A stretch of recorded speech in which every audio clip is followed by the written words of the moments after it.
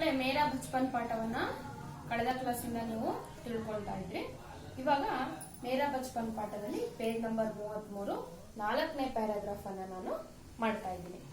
मैंने अपनी एवं प्रौद्योगिकी की सारी जिंदगी में पिताजी की बातों का ಅನುಸರಣ करने की कोशिश की है. ನಾನು ನನ್ನ ವಿಜ್ಞಾನ ಕ್ಷೇತ್ರದಲ್ಲಿ ಇರಬಹುದು, ಪ್ರೌದ್ಯೋಗಿಕಿ ಅಂದ್ರೆ ಉದ್ಯೋಗ ಕ್ಷೇತ್ರದಲ್ಲಿ ಇರಬಹುದು, ಸಾರಿ ಜಿಂದಗಿ ಅಂದ್ರೆ ನನ್ನ ಜೀವನ ಪೂರ್ತಿ ಮೇರೆ ಪಿತಾಜಿ ಕಿ ಬಾತೋं का ಅನುಸರಣ करने की कोशिश की है. ನನ್ನ ತಂದೆಯ ಮಾತುಗಳನ್ನ ನಾನು ಅನುಸರಣೆ ಮಾಡಕ್ಕೆ ಪ್ರಯತ್ನ ಪಟ್ಟಿದ್ದೀನಿ. ಕೋಶಿಶ್ ಅಂದ್ರೆ ಪ್ರಯತ್ನ. ಅವರ ತಂದೆ ಹೇಗೆ ಕೆಲಸದ ಬಗ್ಗೆ ಜವಾಬ್ದಾರಿಯುತದಿಂದ ಮಾಡಬೇಕು, ಯಾವುದೇ ರೀತಿಯಾದಂತಹ ಆಲಸ್ಯ ತೋರಿಸಬಾರ್ದು, ಹೇಗೆ ಹೇಳ್ಕೊಟ್ಟಿದ್ರು ಅದನ್ನ ನನ್ನ ವಿಜ್ಞಾನ ಕ್ಷೇತ್ರದಲ್ಲೂ ಅಳವಡಿಸಿಕೊಂಡೆ, ನನ್ನ ಉದ್ಯೋಗ ಕ್ಷೇತ್ರದಲ್ಲೂ ಕೂಡ ಅಳವಡಿಸಿಕೊಂಡೆ ಅಂತ ಹೇಳ್ತಾರೆ. मैंने उन बुनियादी सत्यों को समझने का भरसक प्रयास किया हूँ. ನಾನು ಆ ಬುನಾದಿ ಅಂದ್ರೆ ಆ ತಳಹದಿ, ಆ ಫೌಂಡೇಶನ್ ಅಥವಾ ತಳಹದಿ ಅಂತ ಅರ್ಥ. ಆ ಬುನಿಯಾದಿಯಲ್ಲಿ ಸತ್ಯಕೋ ಸಮಜ್ನೆ ಕೆ ಲಿಯೆ, ಬುನಿಯಾದಿ ಅಂದ್ರೆ ತಳಹದಿ ಅಂತ.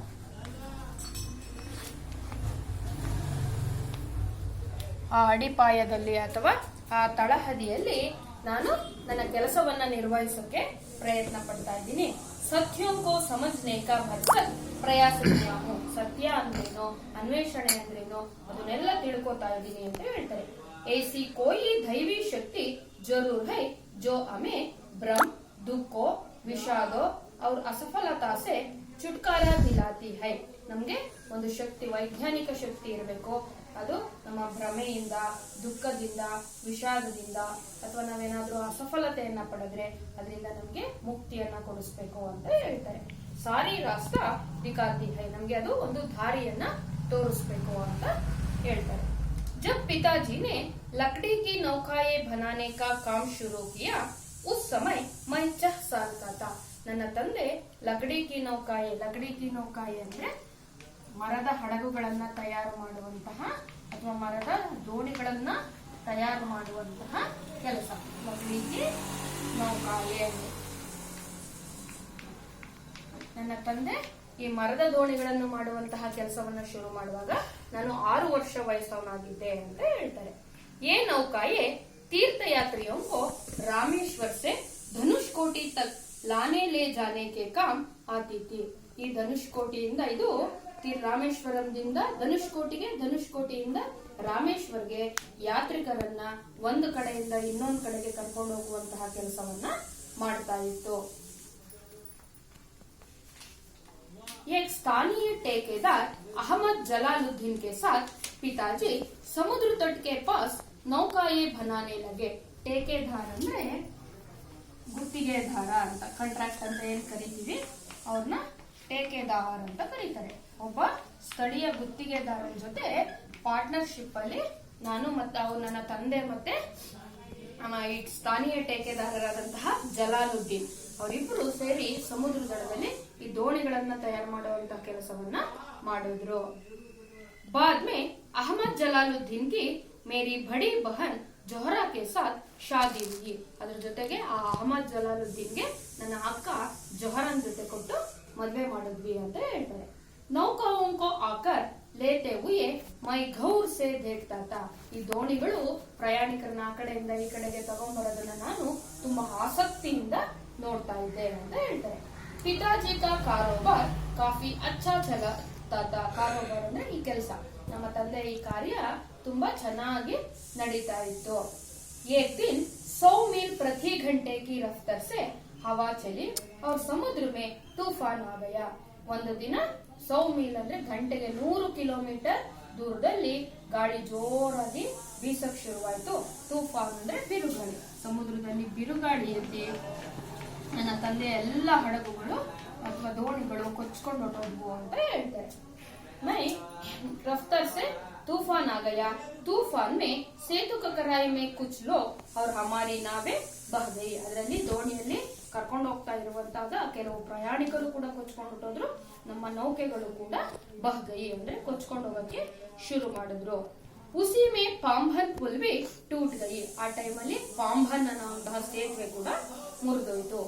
और यात्रियों से भरी ट्रेन ದುರ್ಘಟನಸ್ಥ ಹೋಗಿ ಆ ಯಾತ್ರಿಕರನ್ನ ತುಂಬ್ಕೊಂಬತ್ತಾ ಇರುವಂತಹ ಟ್ರೈನ್ ಕೂಡ ಈ ಪಾಂಬನ್ ಸೇತುವೆ ಮುರಿದೋಗದ ಕಾರಣದಿಂದಾಗಿ ಅದು ಕೂಡ ಅಪಘಾತವನ್ನ ಉಂಟಾಯ್ತು. ತಬ್ ತಕ್ ಮೈನೆ ಸಿರ್ಫ್ ಸಮುದ್ರ ಮೇ ಖೂಬ್ಸೂರತ್ ಕೊಹಿ ದೇಖತಾ, ಇಷ್ಟು ದಿನ ನಾನು ಸಮುದ್ರ ಶಾಂತವಾಗಿ ಹರಿಯುತ್ತೆ, ಏನು ತೊಂದರೆ ಆಗಲ್ಲ, ಅದ್ರಲ್ಲಿ ಎಷ್ಟು ತಣ್ಣಗಿದೆ ಇದು ಅಂತ ತಿಳ್ಕೊಂಡಿದ್ದೆ. ಅವತ್ತೇ ಫಸ್ಟ್ ಗೊತ್ತಾಗಿದ್ದು ಈ ತರ ಬಿರುಗಾಳಿ ಎತ್ತಿ ಸಾವಿರಾರು ಜನ ನಾಶ ಆಯ್ತು, ನಮ್ಮ ಹಡಗುಗಳೆಲ್ಲ ಮುಳುಗೋಯ್ತು, ಸೇತುವೆ ಮುರಿದೋಯ್ತು. ಈ ರೀತಿ ಅದರ ಕೆಟ್ಟ ಪ್ರಭಾವವನ್ನ, ಸಮುದ್ರದ ಒಳ್ಳೆಯತನವನ್ನ ಮಾತ್ರ ನೋಡಿದ್ದೆ, ಈಗ ಅದರ ಕೆಟ್ಟತನವನ್ನು ಕೂಡ ನಾನು ನೋಡಿದೆ ಅಂತ ಅಬ್ದುಲ್ ಕಲಾಂ ಅವರು ಹೇಳ್ತಾರೆ. उम्र में काफी फर्क होने बावजूद अहमद जलालुद्दीन मेरे अंतरंग मित्र बन गया. उम्र में ಅಂದ್ರೆ ವಯಸ್ಸಲ್ಲಿ ಇವರಿಬ್ರು ಜಾಸ್ತಿ, ಬಾವಜೂದ್ ಅಂದ್ರೆ ಜಾಸ್ತಿ ಏನು ವ್ಯತ್ಯಾಸ ಇಲ್ಲದೆ ಇರೋ ಕಾರಣ ಅಹಮದ್ ಜಲಾಲುದ್ದೀನ್ ನನಗೆ ಅಂತರಂಗ ಮಿತ್ರರಾದ್ರು. ಅಂದ್ರೆ ಪ್ರಾಣ ಸ್ನೇಹಿತರು ಅಂತ ಕರಿತೀವಲ್ಲ, ಅದನ್ನ ಅಂತರಂಗ ಮಿತ್ರ ಅಂತ ಕರೀತಾರೆ. 1 ಮಾರ್ಕ್ಸ್ಗೆ ಕ್ವಶನ್ ಬರುತ್ತೆ, ಅಬ್ದುಲ್ ಕಲಾಂಗೆ ಅಂತರಂಗ ಮಿತ್ರ ಕೌನ್ ಥೇ ಅಂತ. ಆಗ ನೀವು ಅಹಮದ್ ಜಲಾಲುದ್ದೀನ್ ಅಂತ ಬರೀಬೇಕು. ಅಹಮದ್ ಜಲಾಲುದ್ದೀನ್ ನನಗೆ ಅಂತರಂಗ ಮಿತ್ರರಾದ್ರು ಅಂತ ಹೇಳ್ತಾರೆ. 1 ಮಾರ್ಕ್ಸ್ಗೆ ಕ್ವಶನ್ ಬರುತ್ತೆ. ಉದಾಹರಣೆ, ಜೈನಲಬುದ್ದೀನ್ ಪಿತಾಜಿ, ಅಹಮದ್ ಜಲಾಲುದ್ದೀನ್ ಡ್ಯಾಶ್ ಅಂತ ಕೇಳಿದ್ರೆ ಅಂತರಂಗ ಮಿತ್ರ ಅಂತ ಬರೀಬೇಕು. ಮುझसे ಕರೀಬನ್ 15 ಸಾಲ್ ಬಡೆ थे. ಅವರು ನನಗಿಂತ 15 ವರ್ಷ ವಯಸ್ಸಲ್ಲಿ ದೊಡ್ಡವರಾಗಿದ್ರು. ಅವ್ರು ಮುझे ಆಜಾದ್ ಕಹಕರ್ ಪುಕಾರ್ತಿದ್ದೆ, ನನ್ನನ್ನ ಆಜಾದ್ ಅಂತ ಕರೀತಾ ಇದ್ರು ಅಂತ ಕರೀತಾರೆ. ಇದು ಕೂಡ 1 ಮಾರ್ಕ್ಸ್ ಕ್ವಶನ್. ಅಹಮದ್ ಜಲಾಲುದ್ದೀನ್ ಅಬ್ದುಲ್ ಕಲಾಂ ಜಿ ಕೋ ಕ್ಯಾ ನಾಮ್ ಸೆ ಪುಕಾರ್ತೆ ಅಂತ. ಆಗ ಆಜಾದ್ ಅಂತ ಬರೀಬೇಕು. ಇವ್ರನ್ನ ನನ್ನನ್ನ ಆಜಾದ್ ಅಂತ ಕರೀತಾ ಇದ್ರು. ಹಮ್ ದೋನೋ ರೋಜಾನ ಶಾಮ್ ಕೋ ಧೂರ್ ತಕ್ ಸಾತ್ ಘೂಮ್ನೆ ಜಾಯಾ ಕರ್ತೆ थे. ನಾವು ಪ್ರತಿದಿನ, ರೋಜಾನ ಅಂದ್ರೆ ಪ್ರತಿದಿನ, ನಾವು ಶಾಮ್ ಕೋ ಅಂದ್ರೆ ಸಾಯಂಕಾಲ, ಘೂಮ್ನೆ ಜಾಯಾ ಕರ್ತೆ थे ಬಹಳ ದೂರದವರೆಗೆ ವಾಕಿಂಗ್ ಹೋಗ್ತಾ ಇದ್ವಿ. ಘೂಮ್ನ ಅಂದ್ರೆ ಸುತ್ತಾಡೋದು, ನಡ್ಕೊಂಡು ಓಡಾಡೋದಕ್ಕೆ ಘೂಮ್ನ ಅಂತ ಕರೀತಾರೆ. हम मस्जिद वाली गली से निकलते और समुद्र के रेतीली तट पर चल पड़ते. ನಾವು ನಮ್ಮ ಮಸೀದಿ ಬೀದಿಯಿಂದ ಹೊರಟು ಸಮುದ್ರ ತಟದಲ್ಲಿರುವಂತಹ ರೇತಿಲಿ ಅಂದ್ರೆ ಮರಳಲ್ಲಿರುವಂತಹ ದಡಗಳಿಗೆ ಹೋಗ್ತಾ ಇದ್ವಿ. ಮೈ और ಜಲಾಲುದ್ದೀನ್ ಪ್ರಾಯಃ ಆಧ್ಯಾತ್ಮಿಕ ವಿಷಯ पर ಬಾತೆ करते थे. ನಾನು ಮತ್ತೆ ಜಲಾಲುದ್ದೀನ್ ಇಬ್ರು ಆಧ್ಯಾತ್ಮಿಕ ವಿಷಯಗಳ ಬಗ್ಗೆ ಚರ್ಚೆ ಮಾಡ್ತಾ ಇದ್ವಿ ಅಂತ ಹೇಳ್ತಾರೆ. ಇದು ಕೂಡ 1 ಮಾರ್ಕ್ಸ್ ಕ್ವಶನ್. ಅಬ್ದುಲ್ ಕಲಾಂ और जलालुद्दीन किन विषयों पर चर्चा कर रहे थे ಅಂತ. अब्दुल कलाम और जलालुद्दीन दोनों आध्यात्मिक विषयों पर चर्चा करते थे ಅಂತ ಬರೀಬೇಕು.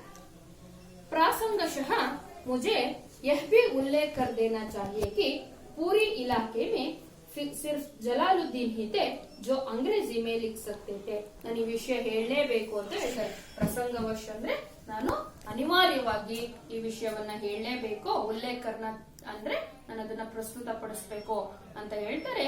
ಪೂರೆ ಇಲಾಖೆ ಮೇ, ಇಡೀ ನಮ್ಮ ಬೀದಿಯಲ್ಲಿ, ಸಿರ್ಫ್ ಜಲಾಲುದ್ದೀನ್ ಹಿತೆ, ಕೇವಲ ಜಲಾಲುದ್ದೀನ್ ಮಾತ್ರ ಅಂಗ್ರೇಜಿ ಲಿಖ್ತೈತೆ, ಇಂಗ್ಲಿಷ್ ಅನ್ನ ಓದಕ್ಕೆ ಮತ್ತೆ ಬರೆಯಕ್ಕೆ ಬರ್ತಾ ಇದ್ದಂತಹ ಏಕೈಕ ವ್ಯಕ್ತಿ ಅಂದ್ರೆ ನಮ್ಮ ಭಾವ ಜಲಾಲುದ್ದೀನ್ ಅಂತ ಹೇಳ್ತಾರೆ. ಮೇರೆ ಪರಿಚಿತೋ ಮೇ ಜಲಾಲುದ್ದೀನ್ ಗೆ ಬರಾಬರ್ ಶಿಕ್ಷಾ ಕಾ ಸ್ತರ ಕಿಸಿ ಕಾ ಭಿ ನಹಿ ತಾ. ನನಗೆ ಪರಿಚಯ ಇರೋರು ಯಾರಿಗೂ ಕೂಡ ನನಗೆ ಗೊತ್ತಿರಲಿಲ್ಲ, ಇವರಷ್ಟು ವಿದ್ಯಾವಂತರು, ಬುದ್ಧಿವಂತರು, ಶಿಕ್ಷಣ ಪಡೆದಿರುವಂತವ್ರು ನನಗೆ ಗೊತ್ತಿಲ್ಲ ಅಂತ ಹೇಳ್ತಾರೆ. वे दुनिया के बारे में पता था, किसी को उनके बराबर बाहरी दुनिया के बारे में पता नहीं था. ನನಗೆ ಗೊತ್ತಿರೋರಲ್ಲಿ ಯಾರಿಗೂ ಹೊರಗಿನ ಪ್ರಪಂಚದ ಬಗ್ಗೆ ಇವರು ತಿಳ್ಕೊಂಡಿರೋ ಅಷ್ಟು ನಾಲೆಡ್ಜ್ ಇನ್ಯಾರಿಗೂ ಗೊತ್ತಿರಲಿಲ್ಲ ನನಗೆ ಗೊತ್ತಿರುವಂತಹ ವ್ಯಕ್ತಿಗಳಲ್ಲಿ ಅಂತ ಹೇಳ್ತಾರೆ. जलालुद्दीन मुझे हमेशा शिक्षित व्यक्तियों, वैज्ञानिक खोजों, समकालीन साहित्य और चिकित्सा विज्ञान की उपलब्धियों के बारे में बताते रहते थे. ನಾವಿಬ್ರು ಚರ್ಚೆ ಮಾಡುವಾಗ ನನಗೆ ಶಿಕ್ಷಿತ ವ್ಯಕ್ತಿಯೊಮ್ಮೆ, ಇಡೀ ಪ್ರಪಂಚದಲ್ಲಿ ಯಾರ್ಯಾರು ವಿದ್ಯಾವಂತ ವ್ಯಕ್ತಿಗಳಿದ್ದಾರೆ, ಅದರಿಂದ ಏನೇನು ಲಾಭವನ್ನ ಗಳಿಸಿದ್ದಾರೆ, ವೈಜ್ಞಾನಿಕ ಖೋಜ್ ಅಂದ್ರೆ ಹೊಸದಾಗಿ ಏನೇನ ಕಂಡುಹಿಡಿದಿದ್ದಾರೆ, ಖೋಜ್ನ ಅಂದ್ರೆ ಕಂಡುಹಿಡಿಯೋದು, ವಿಜ್ಞಾನ ಪ್ರಪಂಚದಲ್ಲಿ ಹೊಸದಾಗಿ ಏನನ್ನ ಕಂಡುಹಿಡಿದಿದ್ದಾರೆ, ಸಮಕಾಲೀನ ಸಾಹಿತ್ಯ ಹೊಸದಾಗಿ ಯಾವ್ಯಾವಂತಹ ಕೃತಿಗಳು, ಬರವಣಿಗೆಗಳು ರಚಿತವಾಗಿದೆ, ಚಿಕಿತ್ಸಾ ವಿಜ್ಞಾನ ಹೊಸದಾಗಿ ಯಾವ್ದು ಔಷಧಿ ಕಂಡುಹಿಡಿದಿದ್ದಾರೆ, ಈ ವಿಷಯಗಳ ಬಗ್ಗೆ ನನಗೆ ಅವರು ತಿಳುವಳಿಕೆ ನೀಡ್ತಾ ಇದ್ರು ಅಂತ ಹೇಳ್ತಾರೆ. ಇದು ಕೂಡ 2 ಮಾರ್ಕ್ಸ್ ಕ್ವಶನ್. ಅಹಮದ್ ಜಲಾಲುದ್ದೀನ್ ನೆ ಅಬ್ದುಲ್ ಕಲಾಂ ಜಿ ಕೋ ಕಿನ್ ವಿಷಯೋಂ ಕೆ ಬಾರೆ ಮೇ ಬತಾತೆ थे, ಯಾವ ವಿಷಯದ ಬಗ್ಗೆ ಅವ್ರಿಗೆ ಹೇಳ್ಕೊಡ್ತಾ ಇದ್ರು ಅಂತ. जिन्होंने मुझे सीमित दायरे से बाहर निकलकर नई दुनिया का बोध कराया. ನಾನು ಬರೀ ಒಂದು ಸಣ್ಣ ವ್ಯಾಪ್ತಿಯಲ್ಲಿ ರಾಮೇಶ್ವರಂದಲ್ಲಿ ಒಂದು ಸಣ್ಣ ಮಸ್ಜಿದ್ ವಲಿ ಗಲ್ಲಿಲೇ ಇರ್ತಿದ್ದೆ. ಇಡೀ ಪ್ರಪಂಚದ ಬಗ್ಗೆ ನನಗೆ ತಿಳುವಳಿಕೆ ಹೇಳ್ಕೊಟ್ಟಿದ್ದು ನಮ್ಮ ಅಹಮದ್ ಜಲಾಲುದ್ದೀನ್ ಅಂತ ಹೇಳ್ತಾರೆ. ದುನಿಯಾ ಕಾ ಬೋಧ್ ಕರಾಯ ಅಂದ್ರೆ ಇಡೀ ಪ್ರಪಂಚದ ಬಗ್ಗೆ ನನಗೆ ತಿಳುವಳಿಕೆಯನ್ನ ನೀಡಿದ್ರು. ಮೇರೆ ಬಾಲ್ಯಕಾಲ ಮೇ ಪುಸ್ತಕ ಏಕ್ ದುರ್ಲಭ ವಸ್ತು ಕಿ ತರ ಹೂವಾ ಕರ್ತಿತಿ. ನನಗೆ ಚಿಕ್ಕ ವಯಸ್ಸಿಂದಲೂ ನನ್ನ ದುರ್ಲಭ ವಸ್ತು, ನನ್ನ ವೀಕ್ನೆಸ್ ಅಥವಾ ನನಗೆ ತುಂಬಾ ಪ್ರೀತಿಯಾದಂತಹ ವಸ್ತುಗಳು ಅಂದ್ರೆ ಪುಸ್ತಕ ಅಂತ ಕೇಳ್ತಾರೆ. ಇದು ಕೂಡ 1 marks question. Abdul Kalam G ಕಾ ದುರ್ಲಭ ವಸ್ತು ಕೌನ್ ಸಾ ಹೈ. ಅಬ್ದುಲ್ ಕಲಾಂಗೆ ತುಂಬಾ ದುರ್ಲಭ ವಸ್ತು ಯಾವುದು ಅಂದ್ರೆ ಕಿತಾಬೆ ಅಥವಾ ಪುಸ್ತಕ ಅಂತ ಬರೀಬೇಕು. हमारे यहाँ स्थानीय स्तर पर एक पूर्व क्रांतिकारी या कहिए उग्र राष्ट्रवादी STR ಮಾಣಿಕ್ಯಂ ಕಾ ನಿಜಿ ಪುಸ್ತಕಾಲಯ. ನಮ್ಮ ಸ್ಥಾನೀಯ ಸ್ತರದಲ್ಲಿ ಅಂದ್ರೆ ನಾವು ವಾಸಿಸುವಂತಹ ಊರಲ್ಲಿ ಒಬ್ಬ ಕ್ರಾಂತಿಕಾರಿ ವ್ಯಕ್ತಿ ಇದ್ರು. ಅವ್ರ ಹೆಸರು STR ಮಾಣಿಕ್ಯಂ ಅಂತ. ಅವರು ಒಂದು ನಿಜಿ ಪುಸ್ತಕಾಲಯ, ಒಂದು ಲೈಬ್ರರಿಯನ್ನ ಅಥವಾ ಗ್ರಂಥಾಲಯವನ್ನ ತೆಗೆದಿದ್ರು. ಉನ್ಹೋನೆ ಮುझे ಹಮೇಶಾ ಪढ़ने के लिए उत्साहित किया था. ಅಂದ್ರೆ ಯಾವಾಗ್ಲೂ ನನಗೆ ಓದಕ್ಕೆ ಅವರು ಪ್ರೇರಣೆಯನ್ನ ನೀಡ್ತಾ ಇದ್ರು. ಇದು ಹೊಸ ಪುಸ್ತಕ ಬಂದಿದೆ, ಇದನ್ನೋದು ಅಂತ ನನಗೆ ಪ್ರೇರಣೆ ಕೊಡ್ತಾ ಇದ್ರು ಅಂತ ಹೇಳ್ತಾರೆ. मैं अक्सर उनके घर से पढ़ने के लिए किताबें भी लाया करता था. ನನಗೋಸ್ಕರ ಅವರು ಮನೆಗೂ ಕೂಡ ತಗೊಂಡು ಓದು ಅಂತ ಕೆಲವೊಂದು ಪುಸ್ತಕಗಳನ್ನ ಕೊಟ್ಟು ಕಳಿಸ್ತಾ ಇದ್ರು ಅಂತ ಹೇಳ್ತಾರೆ. दूसरे जिस व्यक्ति के मेरे ಬಾಲ್ ಜೀವನ್ ಪರ್ ಗಹರ ಅಸರ್ ಪಡ. ಇನ್ನೊಂದು ವ್ಯಕ್ತಿ ಬಗ್ಗೆ ಹೇಳ್ತಾರೆ. ಇವರು ಕೂಡ ನನ್ನ ಬಾಲ್ಯದಲ್ಲಿ ನನ್ನ ಮೇಲೆ ತುಂಬಾ ಪ್ರಭಾವ, ಪ್ರಭಾವ ಅಂದ್ರೆ ತುಂಬಾ ಪ್ರಭಾವವನ್ನ ಬಿತ್ತೋರ್ ಮೇಲೆ ಅಂದ್ರೆ ವೇ ಮೇರೆ ಚಚೇರೆ ಬಾಯಿ ಶಂಸುದ್ದೀನ್. ಚಚೇರೆ ಬಾಯಿ ಅಂದ್ರೆ ನನ್ನ ಕಸಿನ್ ಅಂತ ಕರೀತಾರೆ. ನನ್ನ ಚಿಕ್ಕಪ್ಪನ ಮಗ, ದೊಡ್ಡಪ್ಪನ ಮಗ, ಅವ್ರಿಗೆ ಚಚೇರೆ ಬಾಯಿ ಅಂತ ಕರೀತಾರೆ. ಇದು ಕೂಡ 1 ಮಾರ್ಕ್ಸ್ ಕ್ವಶನ್. ಅಬ್ದುಲ್ ಕಲಾಂ ಜಿಗೆ ಚಚೇರೆ ಬಾಯಿ ಕೌನ್ ಹೈ ಅಂತ ಕೇಳಿದ್ರೆ ಶಂಸುದ್ದೀನ್ ಅಂತ ಬರೀಬೇಕು.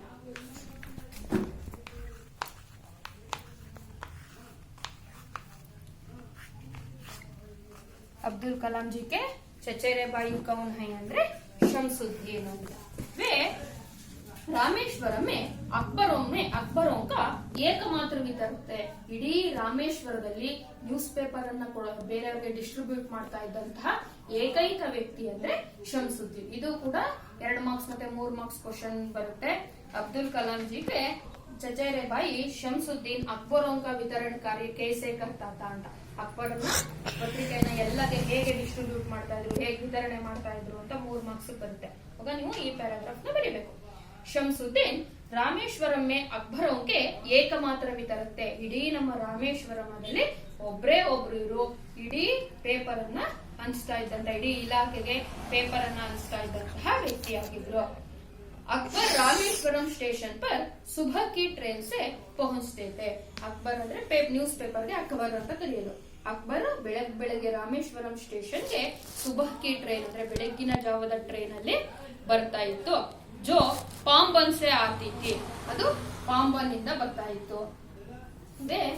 इस अकबर एजेंसी को अकेले शमसुद्दीन ही चलाते थे. ಈ ಅಕ್ಬರ್ ಏಜೆನ್ಸಿನ ಇವರು ಶಂಸುದ್ದೀನ್ ಒಬ್ರೆ ನಡೆಸ್ತಾ ಇದ್ರು. ರಾಮೇಶ್ವರಂ ಮೇ ಅಕ್ಬರೋं की जुमला 1000 प्रतियां बिकती थी. ಪ್ರತಿದಿನ ನ್ಯೂಸ್ ಪೇಪರ್ 1000 ಪೇಪರ್ ನ ನನ್ನ ಅದು ಚಚೇರೆ ಬಾಯಿ ಎಲ್ಲರಿಗೂ ಹಂಚ್ತಾ ಇದ್ರು ಅಂತ ಕರೀತಾರೆ. ಇದು 3 ಮಾರ್ಕ್ಸ್ ಕ್ವಶನ್. ಈ ಪ್ಯಾರಾಗ್ರಾಫ್ ಬರೀಬೇಕು. शमसुद्दीन अकबरों के वितरकों के कार्य कैसे करते थे ಅಂದ್ರೆ रामेश्वरम में शमसुद्दीन ही एकमात्र अकबर वितरक थे. अकबर रोज रामेश्वरम स्टेशन में सुबह 4 बजे आते थे. जो पाम्बन से आते थे वे उस पेपर एजेंसी शमसुद्दीन अकेले चलाते थे. हर रोज 1000 ಪ್ರತಿ ಬಿಕ್ತಿ ಥಿ. ಪ್ರತಿದಿನ 1000 ಪ್ರತಿಗಳನ್ನ, 1000 ಅಂದ್ರೆ 1000 ಪತ್ರಿಕೆಗಳನ್ನ ಮಾರಾಟ ಮಾಡ್ತಾ ಇದ್ರು ಅಂತ ಕೇಳ್ತಾರೆ. बचपन में मेरे 3 पक्के दोस्त थे. ಬಾಲ್ಯದಲ್ಲಿ ನನಗೆ 3 ಜನ ಬೆಸ್ಟ್ ಫ್ರೆಂಡ್ ಇದ್ರು. ಪಕ್ಕೆ ದೋಸ್ತ್ ಅಂದ್ರೆ ಬೆಸ್ಟ್ ಫ್ರೆಂಡ್ಗೆ ಅಥವಾ ಪ್ರಾಣ ಸ್ನೇಹಿತ ಅಂತ ಕರೀತಾರಲ್ಲ, ಅವ್ರಿಗೆ ಪಕ್ಕೆ ದೋಸ್ತ್ ಅಂತ ಕರೀತಾರೆ. ಇದು ಕೂಡ 1 ಮಾರ್ಕ್ಸ್ ಕ್ವಶನ್ ಬರ್ಬೋದು. ರಾಮೇಶ್ವರಂ में बचपन में अब्दुल कलाम के 3 पक्के दोस्त का नाम लिखी ಅಂತ. ಒಬ್ರು ರಾಮಾನಂದ ಶಾಸ್ತ್ರಿ, ಅರವಿಂದನ್ और ಶಿವ ಪ್ರಕಾಶ್.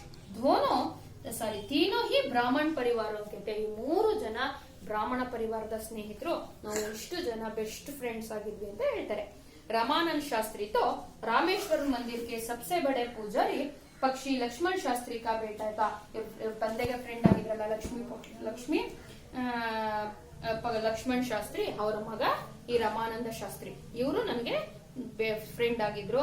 अलग अलग धर्म पालन पोषण पढ़ाई लिखाई को लेकर हमसे किसी भी बच्चे ने कभी भी आपस में कोई भेदभाव महसूस नहीं किया. अलग अलग धर्म ಅಂದ್ರೆ ನಾವೆಲ್ಲ ಬೇರೆ ಬೇರೆ ಧರ್ಮದವರಾಗಿದ್ವಿ. ಪಾಲನ್ ಪೋಷಣ್ ನಮ್ಮ ಪಾಲನೆ ಪೋಷಣೆ ಬೇರೆ ರೀತಿ ಇತ್ತು, ಅವ್ರ ಮನೆಯಲ್ಲಿರುವಂತಹ ಪೋಷಣೆ ಬೇರೆ ಇತ್ತು. ಪಡಾಯಿ ಲಿಖಾಯಿ ಓದೋದು ಬರೆಯೋದು, ಇನ್ಮೆ ಕಿಸಿ ಬಿ ಬಚ್ಚೆನೆ ಯಾವುದೇ ವ್ಯತ್ಯಾಸ ಇಲ್ಲದೆ ನಾವು ಓದೋದು ಬರೆಯೋದನ್ನ ಮಾಡ್ತಾ ಇದ್ವಿ. ನಮ್ಮಲ್ಲಿ ನಮ್ಮ ಧರ್ಮ ಬೇರೆ ಜಾತಿ ಬೇರೆ ಆದ್ರೂ ಕೂಡ ನಾವೆಲ್ಲ ಒಗ್ಗಟ್ಟಾಗಿ ಇರ್ತಿದ್ವಿ. ಕಭಿ ಬಿ ಆಪಸ್ ಮೇ ಕೋಯಿ ಭೇದ ಭಾವ ಮಹಸೂಸ್ ನಹೀ ಕಿಯಾ. ನಮ್ಮಲ್ಲಿ ನಮ್ಗೆ ಯಾವತ್ತೂ ಕೂಡ ಭೇದ ಭಾವ ಬರಲಿಲ್ಲ, ಜಾತಿ ಬಗ್ಗೆ ನಾವು ಕಿತ್ತಾಡ್ಲಿಲ್ಲ, ನಾವೆಲ್ಲ ಒಗ್ಗಟ್ಟಾಗಿ ಇದ್ವಿ ಅಂತ ಹೇಳ್ತಾರೆ. ಇದು ಇವರ ಬಾಲ್ಯದ ಕತೆ. ಇಷ್ಟು ಈ ಪಾಠ ಕ್ಲೋಸ್ ಆಗುತ್ತೆ. ನಾಳೆ ನಿಮ್ಗೆ ಮುಂದಿನ ಪಾಠವನ್ನ ಮಾಡ್ತೀನಿ. Thank you.